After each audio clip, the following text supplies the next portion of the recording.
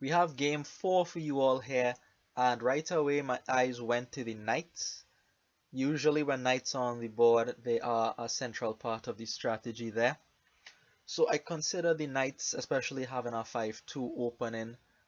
I also considered ironworks and diplomat. Actions are very hard to come by. The only way is if you could trigger a diplomat to give you plus actions. The only way for you to do that is if you precede your diplomat play with an ironwork. So that's a bit difficult to do, but perhaps with a thin deck you can get it going. You also want a thin deck because wall is on the board, so it makes gives you less negative points from the wall anyway. So my opponent opens with an ironworks and a silver here. I'm gonna go with the knight, Bailey, and a duchess, which is going to serve as a silver effectively. Not a bad opening, I thought here. I can get to 5 and maybe go after the knights a bit more hotly. And if not, I will go after some trashing. I do want to get some trashing. My opponent has picked up a sacrifice. I also want to get some kind of trashing, whether it be develop or scavenger, salvager, not scavenger, salvager or sacrifice. So I do go for the sacrifice here.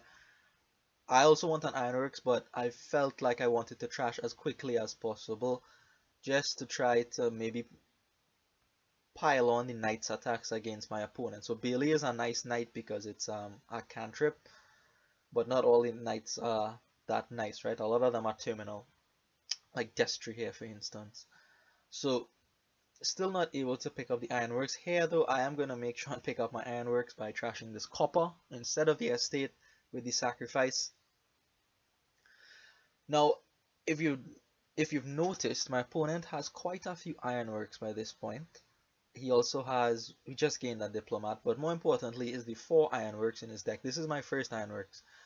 So it seems like he wants to go after the vineyards, and it is something that I considered at the beginning of the game, especially with Duchess being a pile that is immune from the knights alongside vineyards. It's definitely something that I considered at the beginning of the game, and now I am quite a bit behind on the ironworks gaining. I do gain another one here just because, like I said at the beginning, I want to try to set up some kind of engine thing where I play ironworks, then play diplomat, ironworks, diplomat, play 2 or 3 knights, buy something, perhaps. That's what I had in my mind at the beginning of the game. Things are not turning out that way, of course.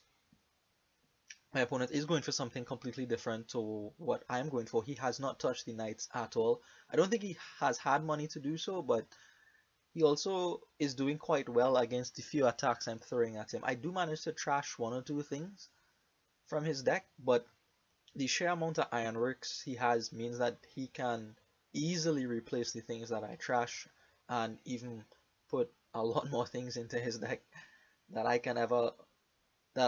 could never trash out from his deck if I'm playing the knights at the frequency that I am doing right now. So I do gain another sacrifice here, again trying to go after the thin deck type thing. He does buy Dame Natalie there. I am happy to see that because it makes it a bit more likely that my diplomat will trigger, as is I need to find my ironworks for it to trigger, otherwise it's just a dead card like it is here.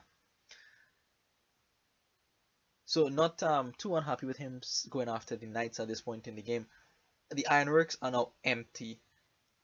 So he has a lot of, I think I only have 2 ironworks, so he has 8 ironworks, and I may trash 1 or 2 with my knights as the game goes on. But he has a lot more gaining power than I do. And he goes after the diplomats here now once the ironworks pile is finished. It's very reasonable. With that many ironworks, he has a much better chance of triggering his diplomats. So here luckily Dame Natalie comes out and it gets me to trigger this diplomat. So I will be able to draw 2 cards and get a couple actions.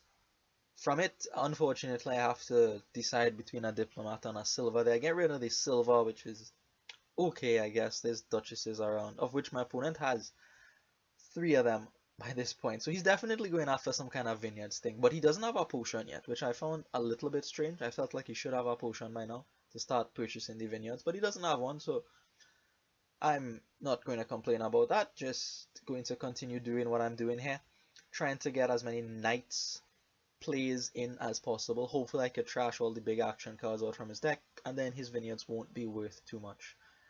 Now 6 here, I don't go for gold or for silver, I go for the last diplomat. I think I need it to try to get some kind of plus actions, plus cards thing going. This is not going to happen, by the way. The trashing was too weak on this board for that to happen, and it was a bit unreasonable of me to expect to get some kind of big thing going with diplomats.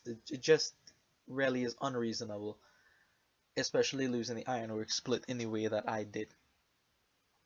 So now we have the diplomats empty, the ironworks empty, and a consequence of gaining so many cards, and this is something that happened to me playing in real life one time with Wall. I had some gainers in that game, and it turns out that I lost that game because I had those gainers. My deck was just bigger than my opponent's deck, and Wall punished me for it. And the same thing is happening to my opponent.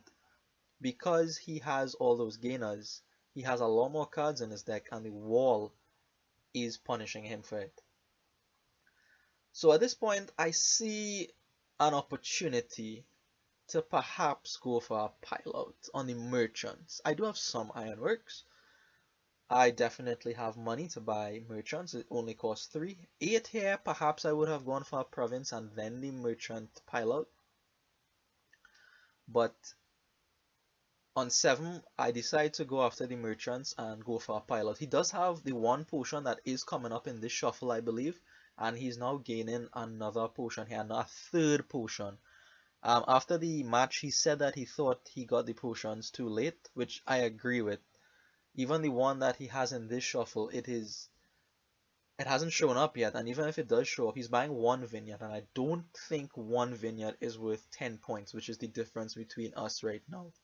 Even buying a vineyard costs -1 because of the wall, right? So it would have to be like 11 points, an 11-point vineyard to close the gap at that point. And I don't think he has that many action cards, despite the kind of gaining that he has. He even has Natalie to gain as well. So I am going to try to sneak out this pile out here. I hold back the silver, way more important than the merchant for picking up a merchant itself. I do have an ironworks in hand. I just need to find enough money to go after the second merchant in the pile. So my opponent does end up buying a vineyard on this turn, but like I said, is not going to close the gap between us, and I actually come away with a win here. So I think my opponent went after a more realistic strategy here, but he included the potions a bit too late into his deck, and that allowed me to sneak a 3 pile here for the win. So I'm not going to buy anything, just gain the last merchant and call it a game. We finish on negative points, but I end up with a little less negative points for the win. So thank you for watching. Very strange one here, and I'll see you.